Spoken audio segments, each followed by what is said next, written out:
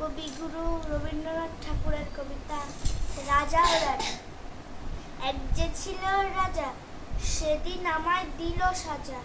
ভোরের রাতে উঠে আমি গিয়েছিলুম ছুটে, দেখতে ডালিম গাছে বনের পিরভু কেমন নাচে। ডালে ছিলেম চড়ে, সেটা ভেঙেই গেল পড়ে। সেদিন হলো মানা, আমার পেয়ারা পেটে আনা। রথ দেখতে যাওয়া, আমার চিড়ের পুলি খাওয়া। কে দিল সেই সাজা? জানো কে ছিল সেই রাজা? এক যে ছিল রানী, আমি তার কথা সব মানি। সাজার খবর পেয়ে আমায় দেখলো কে বলছে, বললে না তো কিছু, কেবল মুক্তি করে নিচু।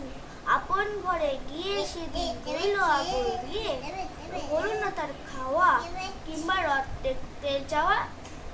সাজার সময় সারা হলে গলা ভাঙা ভাঙা, তার চোখ দুখানি রাঙা। কে ছিল সেই রানী? আমি জানি জানি জানি।